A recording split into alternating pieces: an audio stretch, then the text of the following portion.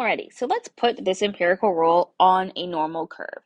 So one of the things we talked about is we said we know that the mean is always going to be in the middle. So the very first thing I'm going to do is I'm going to write the mean here. I'm going to draw this up. For each of these, I'm going to draw a bin.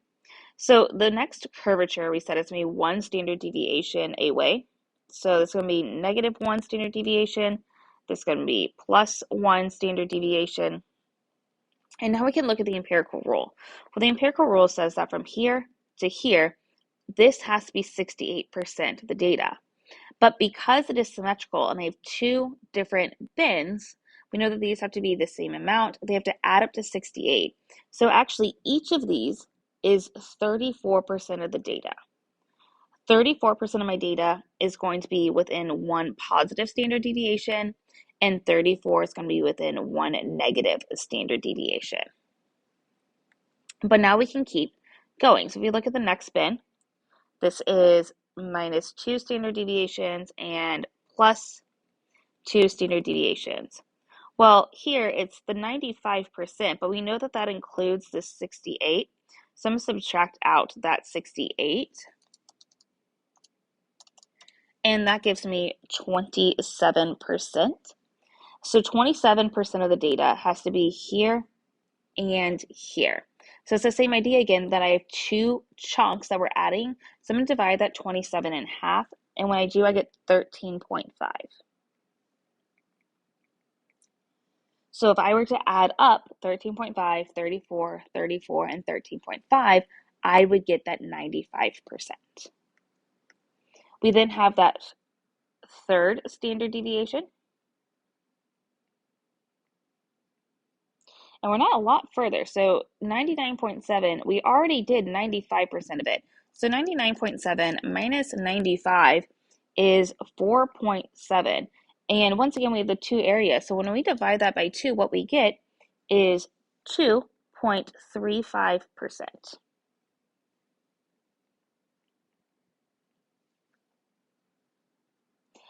So once again, if I were to add up all of these, I would get that 99.7% of my data. And remember, we are actually talking about the area underneath the curve.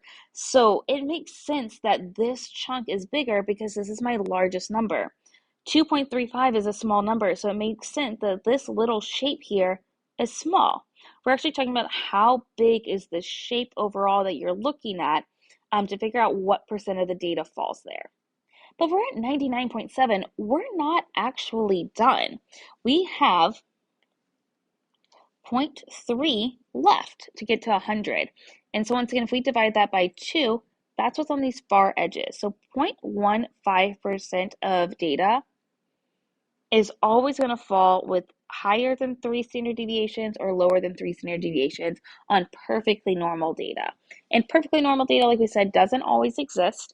We saw some that were approximately normal. And so this is just looking at actually true. This is the empirical rule. But now that we know the empirical rule, we can use this to talk about data that we know is approximately normal. So kind of similar to what we did last time, I'm going to do one of these examples and then pause. I want you to try the other examples, and then we'll come back and look at those all together. So here it says the distribution of heights of young women aged 18 to 24 is approximately normal. So once again, when it gives us this, we said this is going to be the mean and this is going to be the standard deviation. So the first thing I'm going to do is smack dab in the middle, I'm going to write my mean as 64.5. Just like we did with the other examples, the dot plots, we're going to find that one standard deviation on either side, and those are going to be now our points right here. Instead of having to find them on the dot plots, we can just put them right here. So if I add my standard deviation, I'm going to get 67 inches. And if I subtract it, I'm going to get 62 inches. And so this is just figuring out our cutoffs. If we stop for a second, even just think about it, 62 inches is 5'2", 67 is 5'7". So we're saying the majority of young women ages 18 to 24 fall between 5'2" and 5'7", which I think if you think about the people, you guys are close to this age, that probably makes sense if you think about the people in your life who are young women. All right, so let's go ahead and keep going. We got to do the next cutoffs. So within 2 standard deviations. 2 standard deviations brings us down to 59.5 and up to 69.5.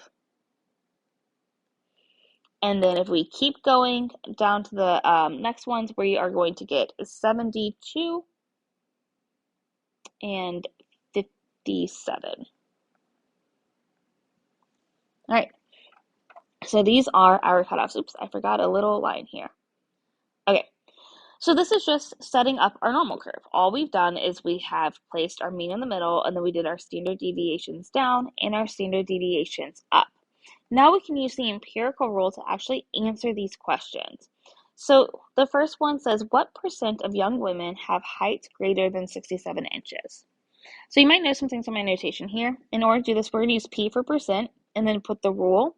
It says heights greater than 67 inches. So I want to know whose heights are greater than 67. So P says the percent, and then this is the rule. Well, what am I going to do in order to answer this is I'm actually going to go and find 67. That's, ooh, I wanted to use a highlighter. That's right here. So if it's greater than, it's everyone here as we go. So we're going to use that empirical rule, and we are going to say, okay, this first bit right here, we know from over here, is 13.5. And then this guy we know is 2.35. And then this chunk is 0.15.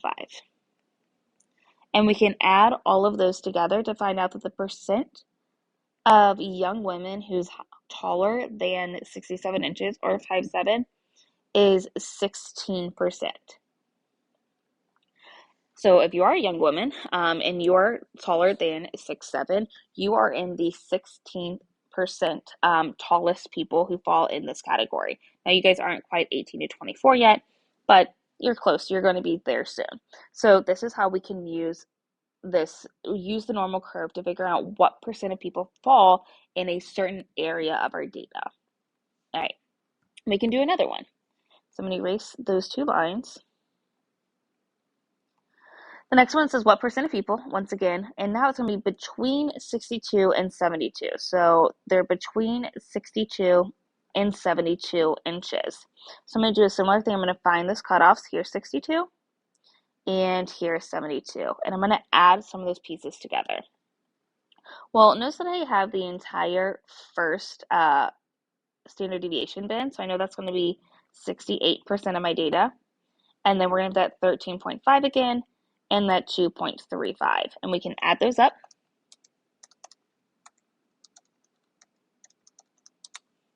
And we get that this is 83.85%. So therefore, once again, if you happen to fall close to this age group and you're a young woman and you are between 5'2" and 6 feet, then you fall within the same height range as 84% of your peers. 84% of your peers also fall within that. So this is kind of how we can use this data to look at it. So I've done this first example. There are two more, so I'm going to pull this one up. But I would like you guys to stop. I'm going to do one last video with this, but try these on your own before coming back to the last video.